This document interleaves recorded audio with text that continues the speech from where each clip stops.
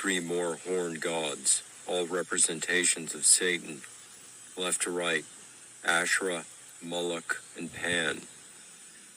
The Dracs put Asherah forward as a female consort to my father.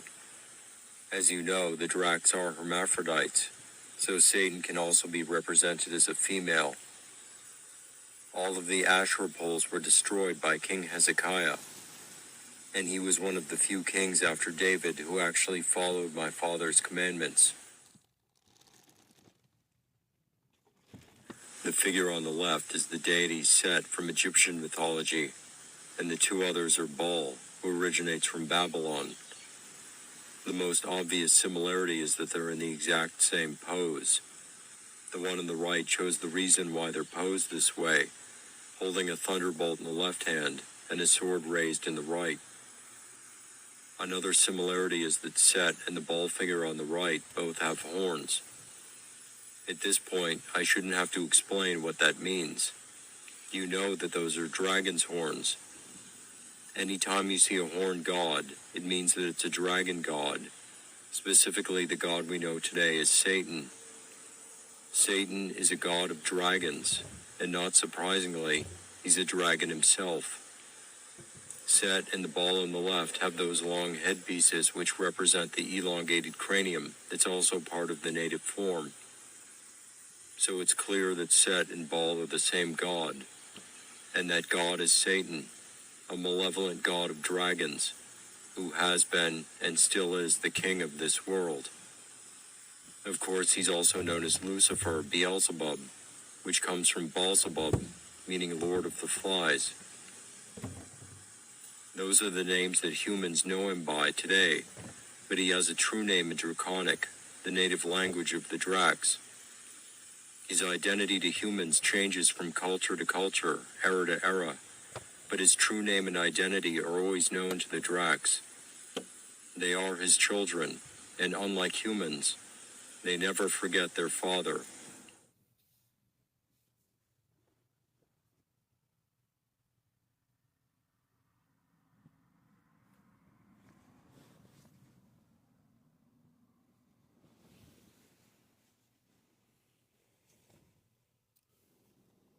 In ancient times, Moloch was most often represented by a bull, and once again, that horned animal is actually a dragon. The tribes of Israel sacrificed their children to these burning altars of Moloch and Baal. They cooked their children alive inside these ovens, so they could sacrifice their souls to Satan. That's what was going on. It also helped the Dracs to reduce the Jewish population, which is most effective when you kill those who have yet to reproduce. That's why my father commanded his people to destroy these other groups in Israel.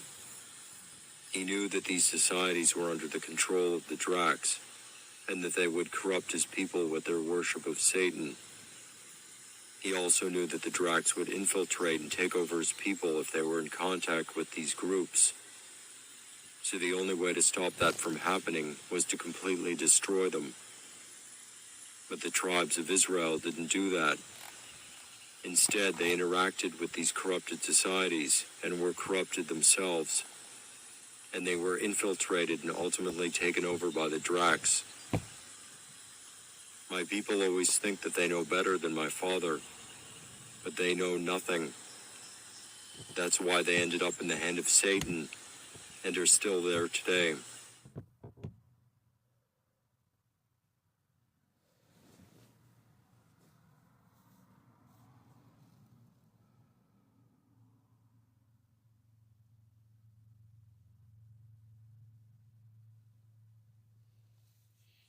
Burning your children on an altar of what is clearly a non-human god.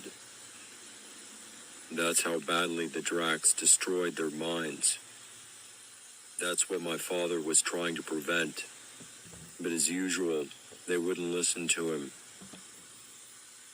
They don't burn their children anymore, but the Dracs still have complete control over the Jews in Israel. And they still won't listen to my father. While the Jews were burning their children for the Dracs, On the other side of the world, they were getting the Aztecs and Mayans to butcher themselves so they could eat their flesh and drink their blood. That's what you're looking at here. These are Dracs eating human sacrifices. Except for the top right picture, which is an artist's interpretation of Popol Vuh. The other three are from Aztec codices which were written in the 16th century, copied from earlier codices. Interestingly, the Drac in the bottom right picture has 3 fingers on each hand, which we know is accurate to the native form. It also has 3 toes, but one of them is positioned at the back of the foot. It's possible that they do have another toe like that. I've just never seen that one reverted. The others all have green skin, but for some reason this one doesn't.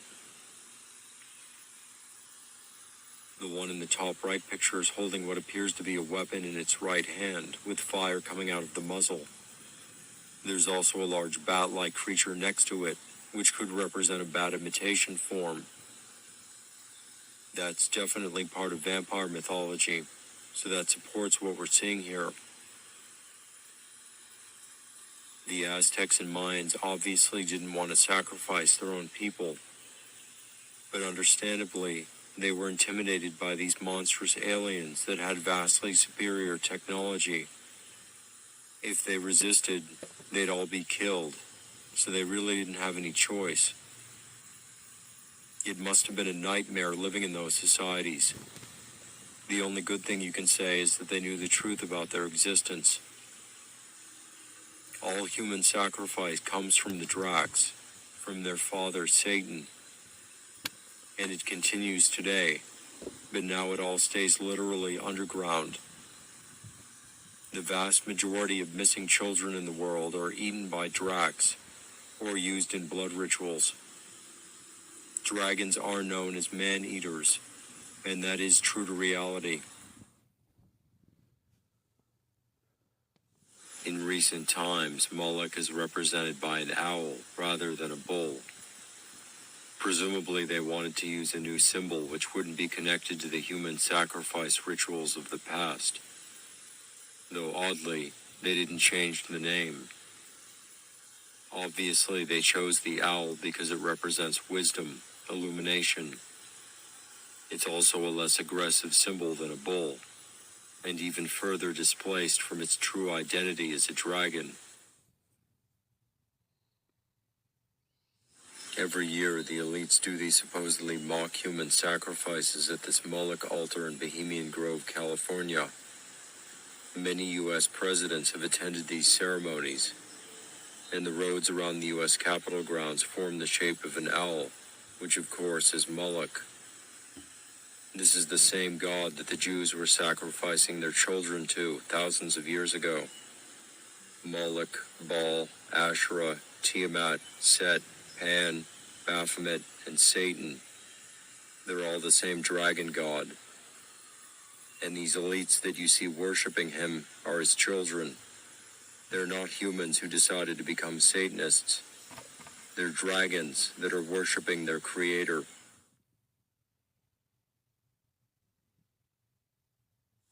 Almost every culture from around the world has some mythology about dragons. They can be found in legends, ancient works, monuments, coats of arms, and national symbols. The most common explanation is that humans mistakenly identified other creatures as dragons, crocodiles, lizards, and I've heard some say elephants and whales. Another typical explanation is that humans simply made dragons up from their imagination.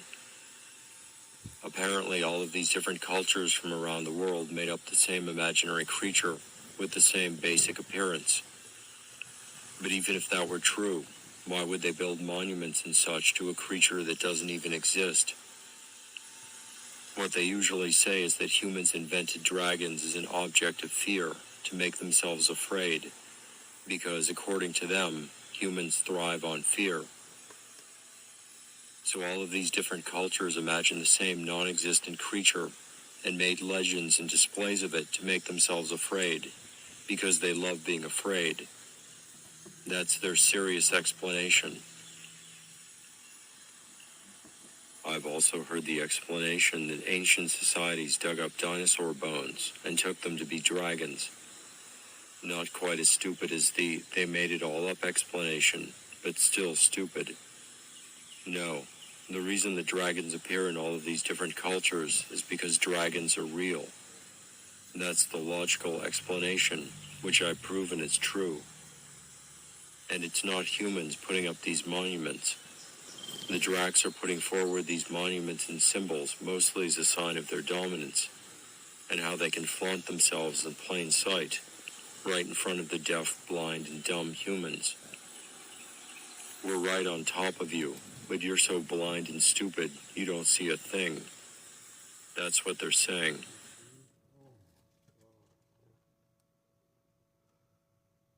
Dragons usually appear in mythology as beasts that only possess animal-level intelligence. But when they're shown wearing crowns, it definitely says that they're sentient beings, and that they are in fact in charge. The one on the left is also eating a human child, and the meaning of that is clear. It shows their dominance over humanity, and that humans essentially exist as livestock to them. The one on the right is from the coat of arms of Tatarstan, and the one on the left is a coat of arms from Renaissance Italy. That coat of arms is also used for the Alfa Romeo logo. If you have a working mind, you'll know the truth about your existence just by looking at this, that your rulers are dragons.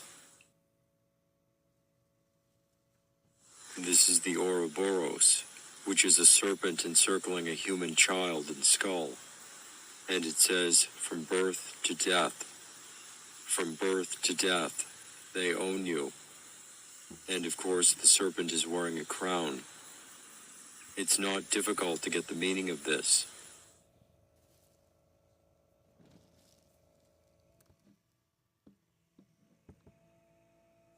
This is the same painting that I showed earlier, from Renaissance Italy. We know who the dragons are, and the dog almost certainly represents humanity, obediently waiting to be leashed by its masters. The green dragon is holding some sort of large ring, but I have no idea what that represents, unless it's intended to be a new leash.